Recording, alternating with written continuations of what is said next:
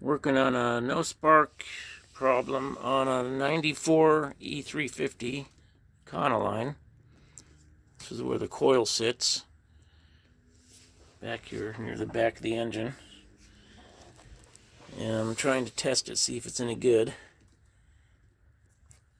First thing I'm going to do here is check between the positive and minus wires on the coil.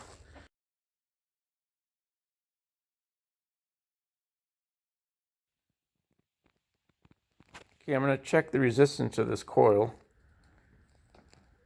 and we should measure between the primary side, which is the plus, and the minus. I got my meter just set on auto, and we should get 0.5 to 2.5 ohms. We have 0.7, so that's okay. And then if you want to measure the secondary, we go between plus and the high voltage terminal. Ideally, we should get 15 to 25,000 ohms. We're only getting 7,830 ohms. 7.83K instead of like 15K to 25K. So it'll either read open and it's bad, or read way too high and it's bad. So that's not really, that's closer to a short than it is where it should be. So maybe that's my problem with no spark. I've already put another distributor in it.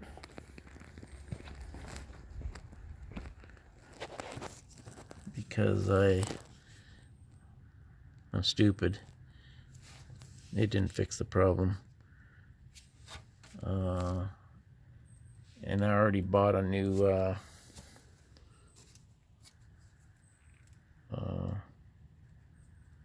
ignition module. Put it on there and it didn't fix the problem. So I'm stupid twice.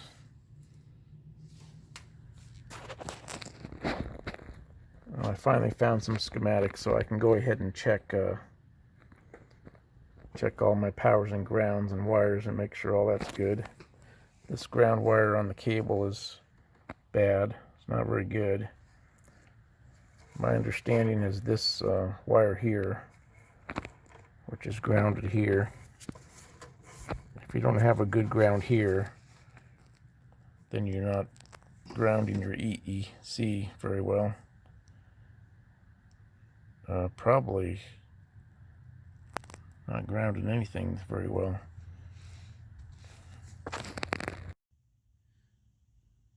Put the coil back in and hooked it all back up. It checked out just fine. I'm fairly sure there's no problem with this. We put it on another truck and it ran fine. I believe the ICM is okay. I'm still going to do some more tests on it. I did buy another one and try it, plugged it in. It didn't change the problem, so trying not to do parts changing, but I didn't have a good way of checking it. Now I have a better way of checking it, a schematic and stuff. So I'll check this out.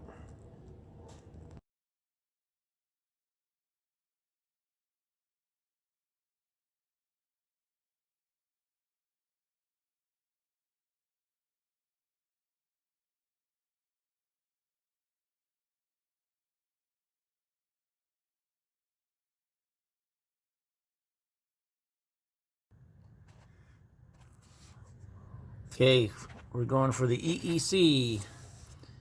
I'm going to take this out and check the capacitors in it. That might have something to do with our no spark problem. Everything else seems to check out okay. So that already undid this bolt right here. You just undo that bolt. This comes out of the way.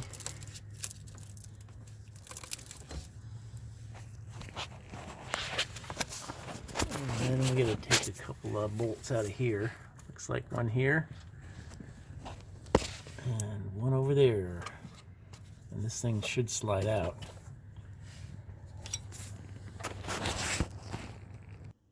All right, she's out. That's what it looks like.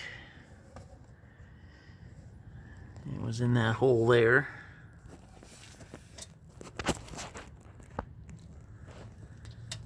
So now,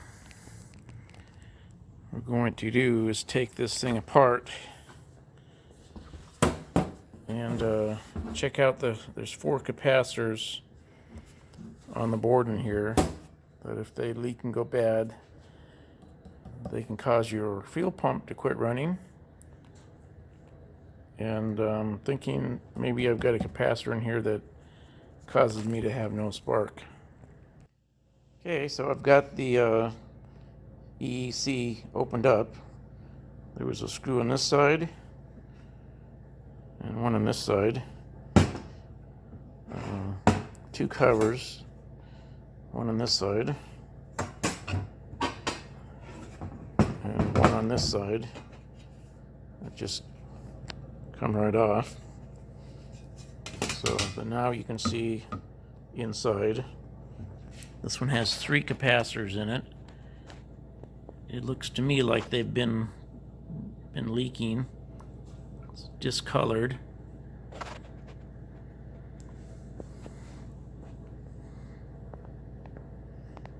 So we're going to change these 3 capacitors and see if anything is damaged. And then we'll put it back together and see if it works. That's what the back side looks like.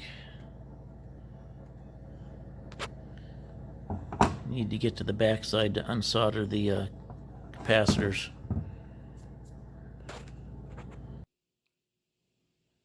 Going to attempt to fix this EEC for a '94 Ford Econoline. It's an E350.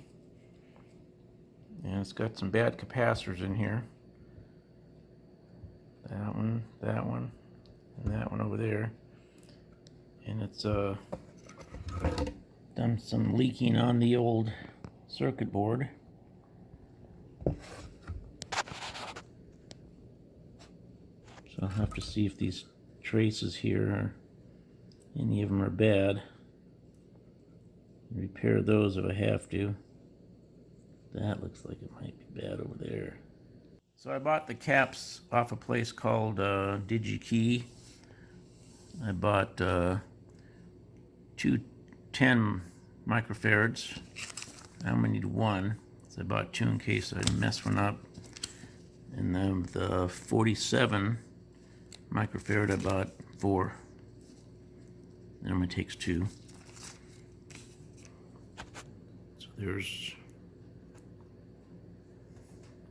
what they look like. I think that's the 10, and that's a 47 and a 47. Let's see if we can read that. Yeah, that's a 47. That's a 10. That's a 47 over there. Looks like we got a lot of leakage on this board. Messed up the traces. So hopefully we can fix this board. We don't have any spark. It started out as an intermittent spark and went to no spark. So I think changing these capacitors will fix it if the traces are good, or if I can repair the traces that are bad. I fixed 3 traces here, one between this pin with this wire over to this pin here.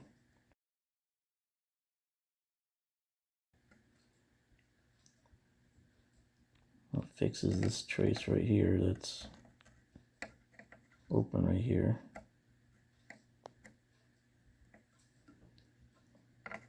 That's where the capacitor goes. Fix this one. It was broken right where it goes to the pin.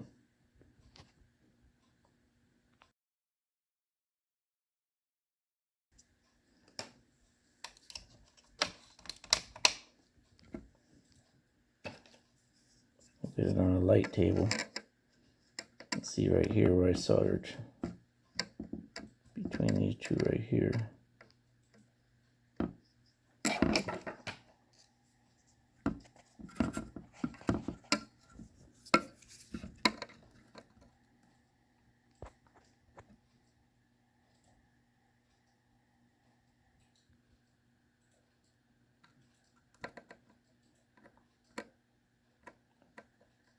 I just solder from here to this trace without soldering it to the one above it.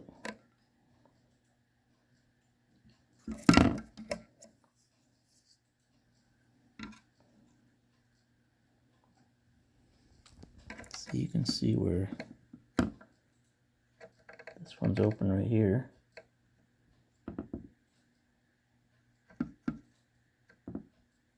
There. That wire runs between those two pins, fixes that.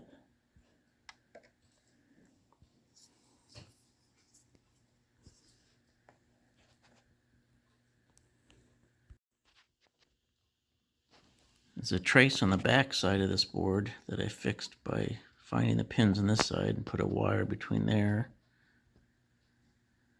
and that one. So this wire here fixes a trace on this side that goes between a point under this diode over to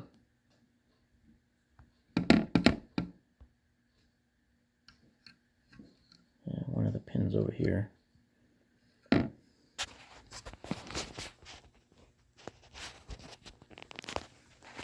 Now I've got to put the new capacitor back in here. Okay, the new capacitor is soldered in.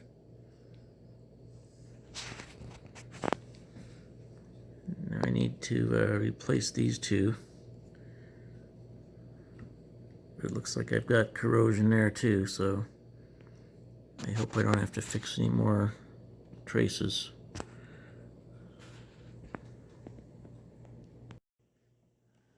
Right, there it is.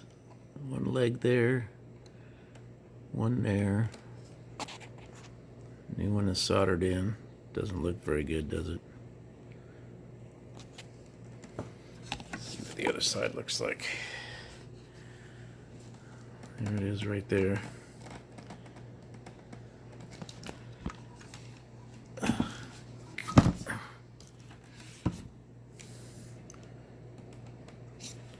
Doesn't look that great on this side because there's nothing on this side to solder to. Corroded away. So it's only soldered to the other side. Okay, I got one more to put in. It's right here. One of these holes is still filled up, so I got to get a hole made. This hole's fine. I fixed everything I can see wrong with this. I changed 3 capacitors, this one, and this one, and fixed a broken trace with this wire.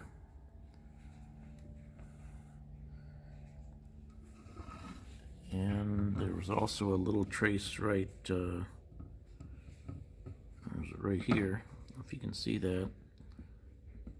It had a little test point like this one here, but the trace was not hooked to it anymore, so I was able to bridge that with solder from that point to this trace.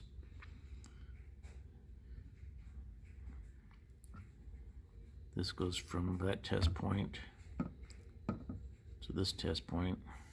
And there was another trace in here broken. I think it was this one here. Where was it? Focus. One of the ones down in here. I think this bottom one here. And I fixed that by running a wire on the back side. So that wire fixes a broken trace there. That one way I was able to see the broken traces was I used a bright light behind it. Put it behind it. Let's see if I can do this and hold the camera.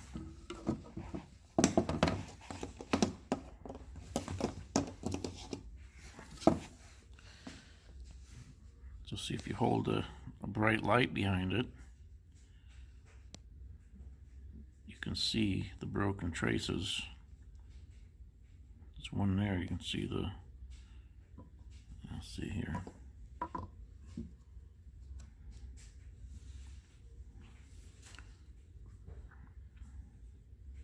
There's one right here. You can see where it was broken, where my finger's pointing. Right there, and I think that's the one the wire in the back fixes. So it's kind of neat. You could kind of see where the traces went, which ones were broken.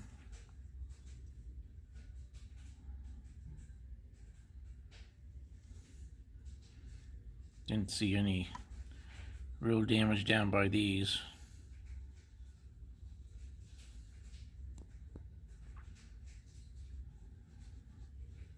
Let's see. So we're going to put it in now and see if it works. We need to reinstall this. It's like the spark module, ignition module. Reinstall this. Before I put the covers on this, I'm going to plug it back into the van and see if it works. Probably plug it in and then put something around it, like a towel or something, so it doesn't short out anything. And put the battery back in and see what happens. Hopefully it starts up. Okay, everything's hooked up. Plug this back in. Wrap this up in towels so that none of the contacts in the back of it would touch anything. And set it in here away from the belt. Put the spark module or ignition module back on. It's just laying down there, and put the battery on. Got my remote starter on there. So now we just need to go turn the ignition on.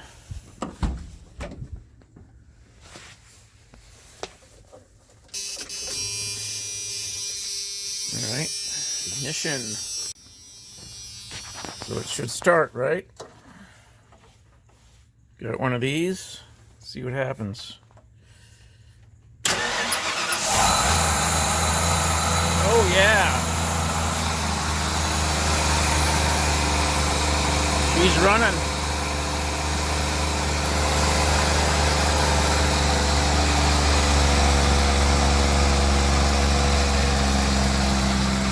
All right, it's fixed. Seems to run and idle better than it ever did. Probably what's been wrong with this thing since I bought it 7 years ago, 8 years ago, who knows.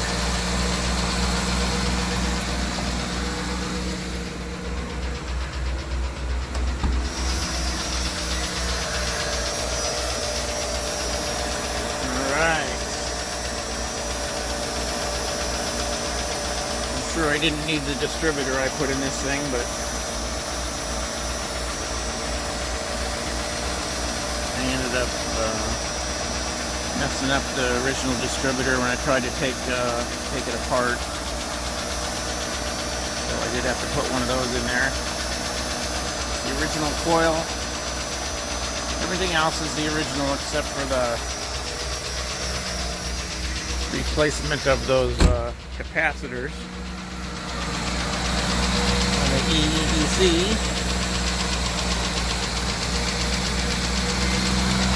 Wow. Okay, great. I can put it back together now. Maybe we should put it in gear and see if it stalls.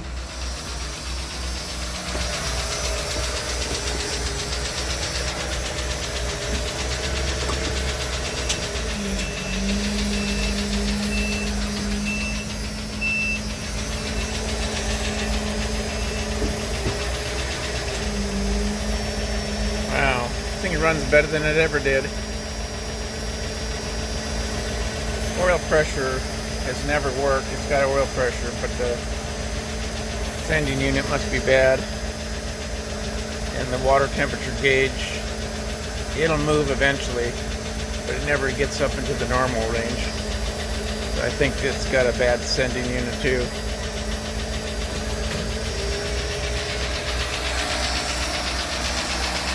Alright, he's fixed. Okay, there's two plates that went on there. Put those back on.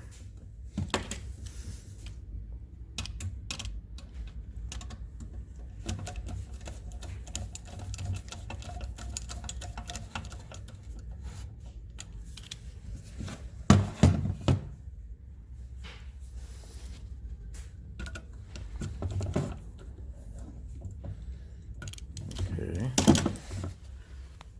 That's how it looks before I took it out.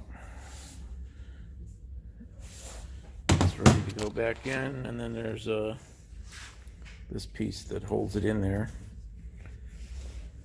We'll put it back in there, see if it still runs. Okay, it's a runner again. Still got stuff to put together, but that's back in place over there. The EEC. Batteries are sitting in here. The spark module back in there. And that relay's back up in there.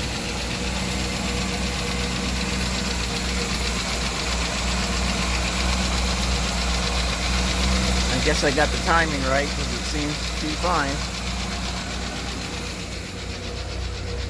Tried to put the distributor back where it was when I put the new one in there.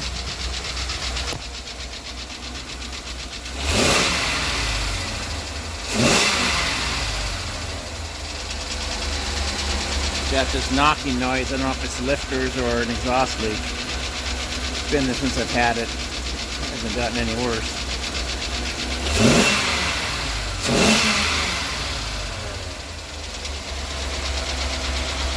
Alright. Now I can put the doghouse back on so the birds stay out of here.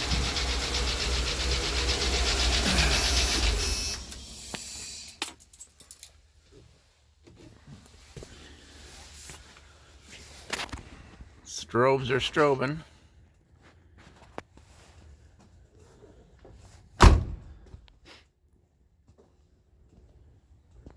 There's two strobes in there under that tarp.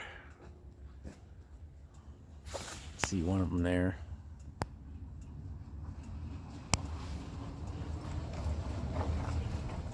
All right, well, I'm not going to work on any more tonight. It's dark and it's cold. Finish this up tomorrow. That's all.